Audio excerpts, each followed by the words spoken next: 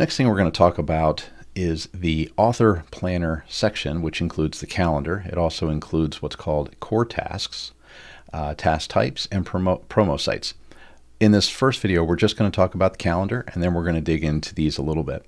But I do want to bring up one thing, and that is task types. Task types basically will allow you to control the coloring of the backgrounds of every one of these items. So that way you can see at a glance everything that's blue. For example, I have it set as promotion. That means it's a promotion going on here, as we entered this in an earlier video that you saw. And if we have an author expense, it's going to show up in this brown color.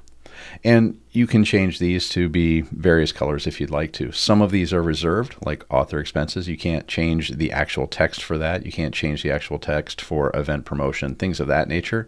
But you can still do color changes to these and so on. And of course, you can add your own types, things like writing or editing and so on. You can add those in there. So on the calendar, it's a very straightforward, basic calendar that just fills in everything with these blocks. If you want to edit an item, you just click on the item and you can do all of your editing right there, or you can duplicate or delete this item and so on. You can jump to the next month. You can come back to previous month, go to today's date, etc., and so on. It's a very straightforward, simple calendar system. And just so you're aware, you can either do this here. So while you're working on a new item, for example, you can have all of the different items that you're working with that you have available to you, or you can go to the book page, a single book page, and you can choose the calendar from that area. And so now when we add a new calendar to a book, it's just going to be to that book.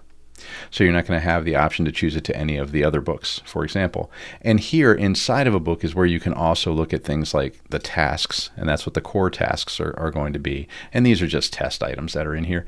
And then any promotions that might be going on specifically for this book, you can also add a new one to this book or edit it on this book and so on.